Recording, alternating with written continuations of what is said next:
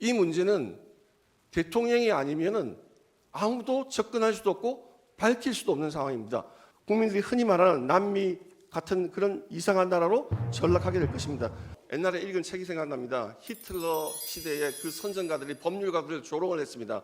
우리 소추인단께서는 항상 전시 사변만 생각하시는데 러시아와 우크라이나 전쟁을 보십시오. 이미 그 전쟁은 2014년에 크리미아를 반도를 점령했을 때부터 그 민족 간의 어떤 갈등을 이용해서 신문 발언을 제한하겠습니다. 앉으십시오. 피청구인 대리인 10분 내에 변론하십시오. 시계 찍으십시오.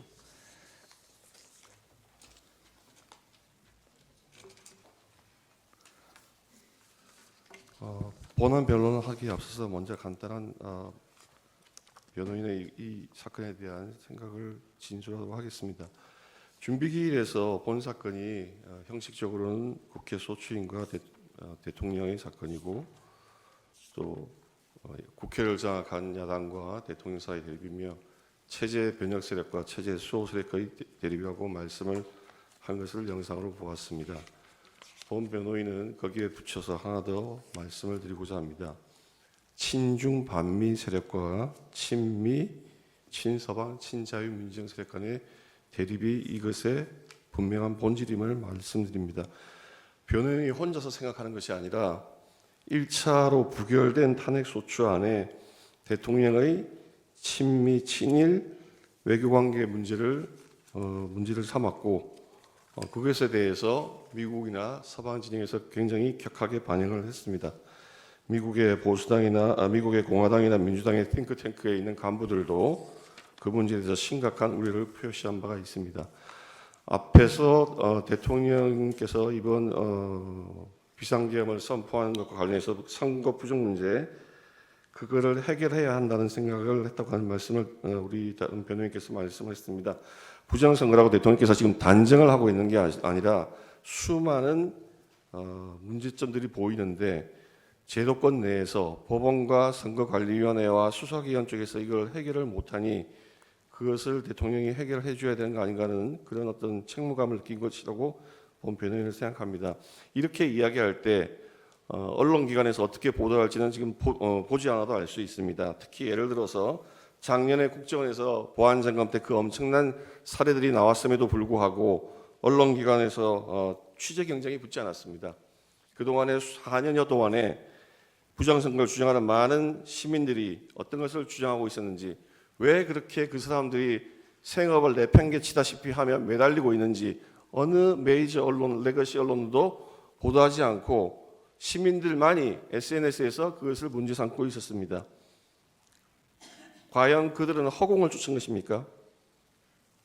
이번에도 대통령께서 이것을 문제 삼지 않았다면 우리는 어느 정도 이게 침투되어 있는지도 모르는 상태에서 계속 진행이 되었을 것입니다. 작년에 국정원에서 보안 점검 때 사전 투표에 있어서 투표지 용지에 청인 그러니까 무슨 선거관리위원회의 그 직인과 투표관리관의 사인이 탈취될 수 있다고 하는 그 가능성을 지적한 바가 있습니다. 사전 투표지 지금 본 투표에서는 투표관리관이 도장을 찍지만 사인 투표의 경우에는 중앙선거관리위원회에서 이름 도장을 새겨서 그걸 그냥 인쇄를 해버립니다. 그거는 공직선거법에 분명히 반하는 것입니다. 공직선거법에는 투표관리관이 그 개인 도장을 찍으라고 법률에 명시하고 있는데 선거관리위원회는 무슨 일인지 굳이 고집을 합니다. 인쇄를 하는 걸로. 전번에 총선 전에도 한동훈 그 당시 여당 비대위원장이 그 문제를 지적을 했음에도 불구하고 강행을 했습니다. 너무나 이상하죠. 국정원에서 그렇게 하면은 탈취될 가능성이 있다. 하는데도 그걸 굳이 고집을 했습니다. 봉인지 같은 경우에도 여기 계신 우리 재판관님께서도 다 법원에 근무하신 경력이 있으시고 해서 선거관리위원장 경험을 많이 하셨을 것입니다. 우리 재판관님들께서 선거관리위원장을 하실 때에는 아마도 봉인지가 종이로 돼 있어서 한번 떼면은 다 훼손되는 그런 봉인지였을 것입니다. 지금 그렇지 않습니다. 몇 번을 뗐다 붙여도 흔적도 안 남는 비잔류성 봉인지를 사용하고 있습니다. 왜 그러겠습니까? 모든 제도의 변형이나 업무의 관행이 부정을 막는 것이 아니라 부정을 용이하는 방향으로만 흐르고 있으면 이게 우연의 일치입니까? 그런 상황에 대해서 왜 언론은 보도하지 않고 음모론만 물고 시민들만이 뛰어야 됩니까? 심지어는 소송에서 얼마나 당사자들이 좌절을 하느냐. 그래, 원고가 무슨 뭐 1장기 투표지가 1200장이 나왔니, 형상 기억 조회가 수천 장이 나왔니, 그렇게 이야기를 하면 법원 판결의 결론을 시민들이 이해하기 쉽게 설명하면 그래, 이상한 게 있구나. 네가 범인을 구체적으로 어떻게 누가 어떻게 했는지 한번 주장 입증해봐. 강제 수사권이 없는 일반인이 그걸 어떻게 입증합니까? 수사기관의 고소돼도 마찬가지입니다. 영장을 받기 어려우니까 밝혀지지가 않습니다. 이 문제는 대통령이 아니면은 아무도 접근할 수도 없고 밝힐 수도 없는 상황입니다. 부지불식간에 대한민국의 주권이 잠탈될 위험이 있다는 것을 말씀을 드립니다. 그리고 지금 절차라든지 다른 부분에 대한 본안 변론을 하기에 앞서서 저희가 준비기일에서 말씀드린 게 있습니다.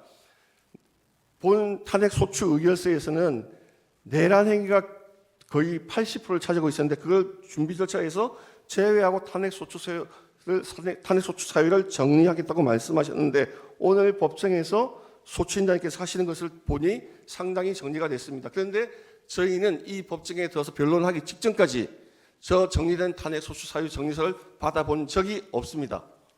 이거는 방어권의 심각한 침해이고 저희가 그래서 변론 준비 개시에 대한 이의 신청을 하면서 정리된 사유를 받아보지 못했으니 그걸 보고 변론을 할 수 있게 해주십시오. 방어권 보장을 위해서 꼭 필요합니다. 말씀을 드린 바가 있습니다. 그래서 오늘은 탄핵 소추서를 기준으로, 탄핵 소추 의결서를 기준으로 말씀을 드리고 차후에 간단하게나마 저희가 거기에 대해서 변론할 수 있는 기회를 주시기를 재판부께 간곡히 당부를 드립니다. 저는 이 탄핵 소추 사유가 탄핵 소추 사건이 위협하다는 점을 한 번 더 지적을 하고자 합니다. 국회법 130조 93조의 그 관계에 대해서 법사위원회 심의 의결을 조사를 하지 않은 것에 대해서 우리 지금 헌법재판소가 그것은 임의 규정이고 국회의 자유권 내에 있는 것이라고 보아준다고 말씀을 한 바가 있습니다. 선례가 있습니다. 저희가 그 선례를 몰라서 말씀드리는 게 아닙니다. 그 전까지는 국회에 부여된 그 자율권을 이렇게 남용하는 정당이 없었습니다. 국회를 장악한 민주당이 탄핵 소추를 22번을 남발하면서 그것도 야당 대표의 범죄 혐의를 수사하는 검사들, 방송에 관계된 방통위원장, 장관들 무차별 탄핵 소추를 하고 국가의 정상적인 운영을 방해하고 국민의 어떤 안보라든지 국민 생활이라든지 이런 걸 위한 예산을 무분별하게 삭감을 하는 이렇게 주어진 권한을 남용하는 정당은 없었습니다. 따라서 이런 지금과 같은 상태에서 또다시 우리 재판관님들께서 그것은 국회의 자율권에 부여된 것이다라고 인정을 해주신다면 앞으로 여소야대 국회가 되면 항상 선례를 따라서 주어진 탄핵 소추권을 가지고 정권 탈취를 위한 쟁취를 위한 수단으로 남발할 것이고 정치는 불안정하게 되며 경제 불안정으로 이어지고 국민 생활은 나락으로 가며 그 다음에 행선지는 국민들이 흔히 말하는 남미 같은 그런 이상한 나라로 전락하게 될 것입니다. 제가 이 사태를 보면서 옛날에 읽은 책이 생각납니다. 히틀러 시대의 그 선전가들이 법률가들을 조롱을 했습니다. 법률가는 정치가 만든 현실을 미화하는 도구에 불과하다. 그 글을 읽으면서 굉장히 비참한 감정을 느꼈습니다. 이제 헌법재판소의 우리 재판관님들께서 헌법이 살아있다고 하는 것을 보여주셔야 되고 87년 체제 헌법은 제왕적 대통령제가 아니라 국회 절대 우위의 헌법입니다. 이제 그동안에 우리 김대중 대통령이나 김영삼 대통령 그런 분들이 계셨을 때에는 자제를 했습니다. 주어진 권한이지만 자제를 했어요. 탄핵 사건이라고 하는 것이 한 국회 4년 임기 동안에 한두 번도 잘 안 생겼습니다. 이번 국회에 들어서 22건, 그 대통령 탄핵하고 난 다음에 또 7건 돼서 29건, 이건 정상적인 상황이 아닙니다. 이제 우리 재판관님들께서 이 규정의 해석을 바꿀 때가 됐습니다. 법사위에서 충분히 조사를 하고 그 국회의원들의 토론과 조사를 거쳐서 표결을 거쳐서 오고 해야지 그러지 않냐고 지금과 같이 무조건 탄핵 소추하고 소송 기록을 수사사건 기록을 가져와서 그것을 이 재판에 원용해서 쓰는 것은 국정문란을 초래하는 것이고 헌정을 문란케 하는 것입니다. 재판관님들께서 이제 그 해석을 바꾸셔서 헌정이 제대로 운영될 수 있게 해주시길 바랍니다. 그리고 지금 시간이 없어서 지난번에 시간이 굉장히 짧기 때문에 지금 오늘 말씀한 것 중에 몇 가지만 말씀을 드리겠습니다. 지금 대통령이 반성의 기미가 없다 뭐 이런 말씀하시는데 공소처는 수사권이 없습니다. 직권남용죄에 대해서는 재임 중인 대통령에서 행사 소추할 수가 없고 수사할 수가 없고 내란죄는 수사권이 없습니다. 대통령이 수사에 응하지 않겠다는 것이 아니라 불법적인 수사기관의 수사에 응하는 것은 법 질서의 책임을 지고 있는 대통령이 할 행위가 아닙니다. 경찰이 수사하는 경우에는 언제든지 응하겠다고 말씀을 한 바가 있습니다. 그럼에도 불구하고 불법적인 수사에 기해서 더군다나 그 경비단장의 직인을 위조해 가면서까지 대통령을 체포한 것이 마무리해 어떻게 당할 수 주십시오. 있습니까? 마무리해 주십시오. 이 사건은 탄핵소추 의결서에서 내란으로 규정이라고 했지만 폭동도 전혀 없었고 파견한 계엄군인 숫자에 비추어서 국회의 국회의 권능을 정지시키거나 할 의도도 없었습니다. 그리고 국가 비상사태에 준하는 상황이라는 것에 대해서 지금 우리 소추인단께서는 항상 전시 사변만 생각하시는데 러시아와 우크라이나 전쟁을 보십시오. 이미 그 전쟁은 2014년에 크리미아를 반도를 점령했을 때부터 그 민족 간의 어떤 갈등을 이용해서 신문 발언을 제한하겠습니다. 앉으십시오. 다음 순서 진행하겠습니다.